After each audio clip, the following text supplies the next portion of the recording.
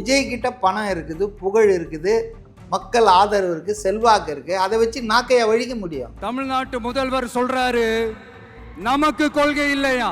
அவர் இந்த போடு போட்டார், விஜய் இந்த அடி அடிச்சாரு. அதுக்கெல்லாம் பதில் சொல்லாம அவங்க பாருங்க, அந்த கரூருக்கு அவருக்கு பதில் சொல்லிய, கரூருக்கு சொல்லிய. மூக்குன்னு இருந்தா சளி இருக்குங்க, கட்சின்னு இருந்தா உள்ள பிரச்சனை இருக்கும். ஊழலை பற்றி யார் பேசினாலும் போத் டிஎம்கே அண்ட் ஏடிஎம்கே வாயை மூடிட்டு தான் இருப்பாங்க. இவங்க அவங்கள பற்றி பேச முடியாது, அவங்க இவங்கள பற்றி பேச. அதனால தான் இந்த புதுசாக வர்ற பிளேயர் அடிக்கிறார் ஓப்பனா. இவங்க கொள்கையே கொள்ளை தானே. பெரியார், அண்ணா, கலைஞர், ஸ்டாலின், உதயநிதி, இன்பநிதி, இதுதான் திராவிட மாடல். எங்க திமுக என்பதே அழிஞ்சிடுச்சுங்க. 1969 திமுக போய் இப்போ இருக்கிறது கருணாநிதி குடும்பத்தின் கையில் இருக்கக்கூடிய கட்சி.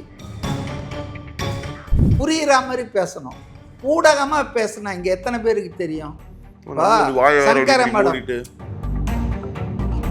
ரொம்ப டேரிங்கான ஒரு அட்டாக். எங்களை பார்த்து எப்படி நீங்க தற்கொலைன்னு சொல்லலாம்? அது என்னப்பா அது தற்குறியா? எழிலன் நாகநாதன் அவருக்கு வந்து அந்த அறிவு திருவிழாவில் பேசின அந்த விஷயத்தையும் அவர் வந்து போட் பண்ணி பேசுறாரு சொல்றாரு. அதாவது அறிவு திருவிழாவில் வந்து உருப்படியாக பேசினவரும் அந்த ஒருத்தர் தான் நான் நினைக்கிறேன். அறிவு திருவிழான்னு ஒன்று நடத்தினாங்கல்ல, சாரி அவதூறு திருவிழா. சங்கர மடம்னு பேசினாரே அப்படின்றாரு. எங்க கட்சி ஒன்றும் சங்கர மடம் இல்லைன்னு சொன்னது யாரு? யார் பேசினாரு, எதுக்கு பேசினாரு, இப்படி சொன்னாதானங்க இன்னைக்கு இருக்கிற தலைமுறைக்கு தெரியும். ஏன்னா அவரு கலைஞர் பேசினாருன்னு கூட சொல்ல. இன்னைக்கு நடந்துட்டு இருக்குதுன்னா இன்பநிதி அடுத்த இளைஞர் அணிக்கு வெயிட்டிங் டோர்ல வெயிட் பண்ணிட்டு இருக்காரு.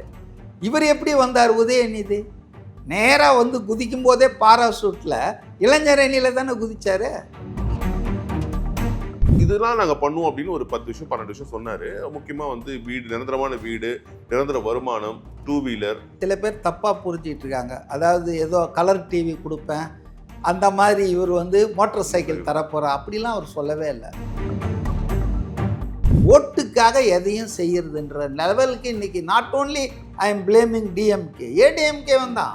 லேப்டாப்னுவாங்க, தாலிக்கு தங்கம் தரோன்னுவாங்க, சைக்கிள் தரேன்னுவாங்க. நீங்கள் அவங்கள சைக்கிள் வாங்க வைங்க. ப்ரைவேட்டு எல்லாம் ப்ரைவேட். இப்போ எது ப்ரைவேட் இல்லை கொஞ்சம் சொல்லுங்களேன்?